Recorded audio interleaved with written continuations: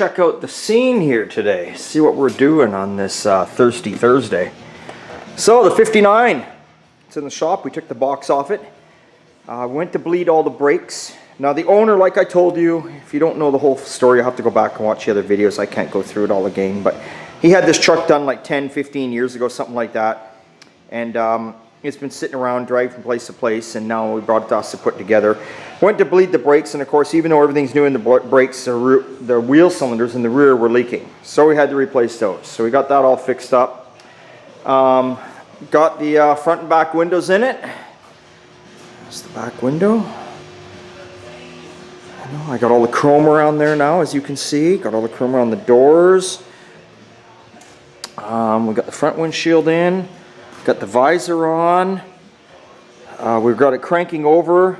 We're just trying to figure it out. It doesn't seem to want to fire. It's got spark. It's getting fuel, but it doesn't want to fire up. So we're going to have to dig a little further into that problem. See what's going on there. But other than that, the cab is almost up and done. There's not much left. These pieces here, the trim pieces, I got them over here. I've been painting them. Just tidying them up a little bit. Here's one that's, you can see I painted satin black and did it kind of the closest I could to the factory orange. So what I do here is I clean the chrome itself with a nice 00 steel wool or 000, whatever you prefer. And then usually most of the paint is washed off in between, like you see here. See how the paint's all washed off? That's usually how they are, right? So then I masked it all.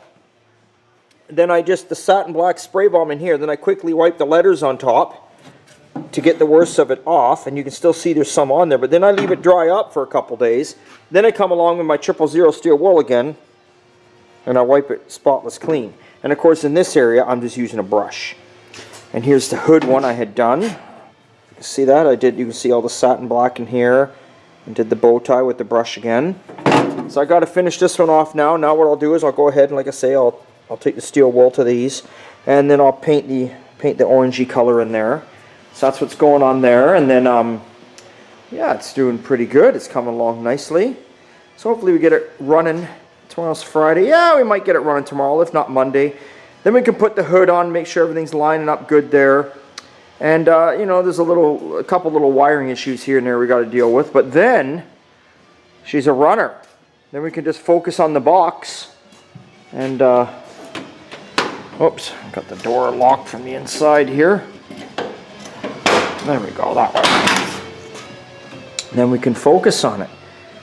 You know, little things like I got to paint the steering wheel, but we've put all the little rubber boots on, everything underneath. We got to hook the heater hoses up over there, as you can see, and tie up some of the cables hanging down. You know, we got this side all together with the door panel and all the handles, and you know, now we can put the visors in. I didn't see a headliner, but you know, we can put the dome light in. Headliner's something he can always slip in himself. Still got to get this side together here. That's what's so that's what's going on with that. And I started pulling some stuff apart on the Mustang. Just took the shock out of the driver's side and getting ready to pull the control arms off. Not too much there. Still waiting on the panel.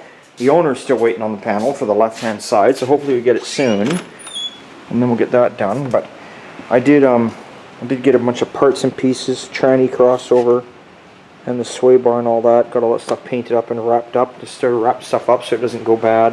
Like I say, I gotta put the coil in right here. You know, 5-minute job. But anyway, I started taking it apart over here. Started pulling apart. You know, I got this off and yanked the shock out of there.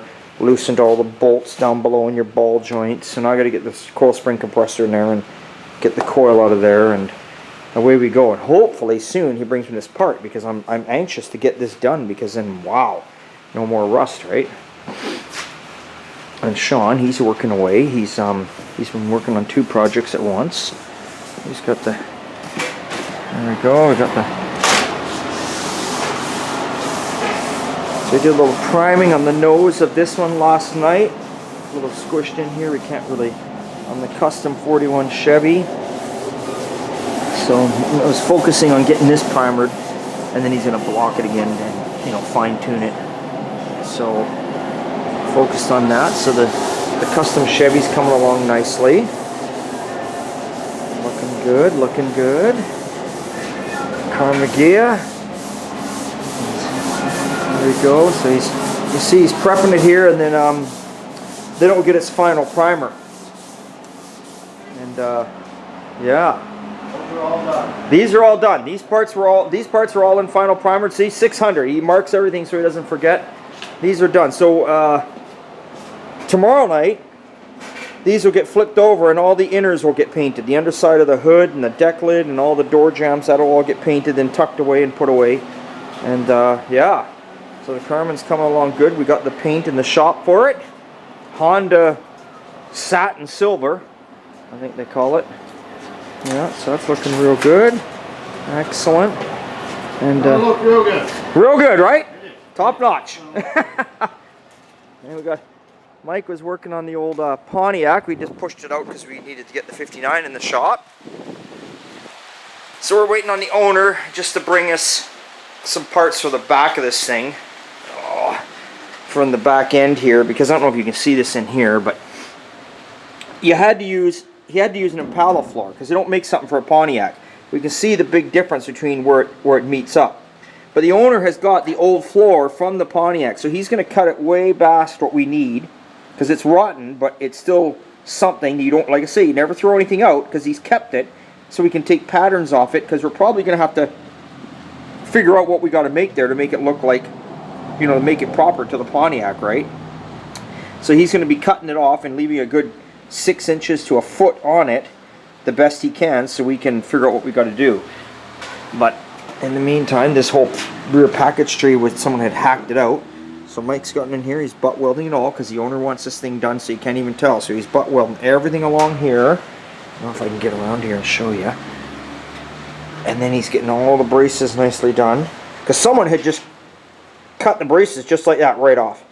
So Mike drilled the braces out, took the whole package tray out, and he welded them all up nice so it's proper. And then you can see along here where he's fitting the quarters. Butt welding it on.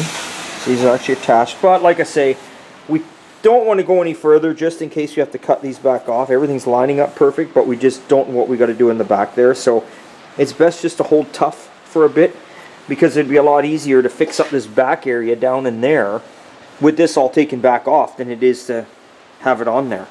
So we may end up having to cut these spot welds and lift it off. We'll see. We'll see what's involved. You never know until you get the piece.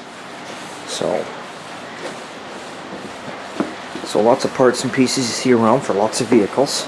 This is kind of just another, this is another big bay that we have. You know, we've got electricity and storage in it. It's a huge bay. I can't remember what it is. I think it's like 28 feet wide by 18 feet deep. It does the job, you know, and it's handy. It's right across in the body shop. So when Sean's working on something, like, you know, he'll work on the Carmageia for 4 or 5 days, and then he'll push it in here, and then he'll push whatever's in here in there. So he just goes back and forth, and it's easy for him.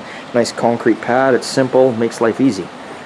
So there's our box for the 59. Now I did start putting some of the chrome on it, some of the stainless. There we are. So I started getting some of this on. I just need to tighten this one up a bit more, and I need to get this clip in right here. I haven't got that one quite in yet, but as you can see, it's starting to rain now, so yeah, that's where it ends. So anyway, that's what's going on here in the shop today. Hope you guys are having a good week. Any of you new subscribers out there, and if you're liking us and you want to support us, go to oldtimegarage.ca, because I've got keychains, t-shirts, beer cozies, decals, everything. I got all that kind of stuff up and for sale if you're interested. Oldtimegarage.ca, and if you're not, hey, it doesn't matter, because there's lots of people that swing by and buy it anyway. Okay, so remember, it's always a good time at Old Time. We'll see you next time.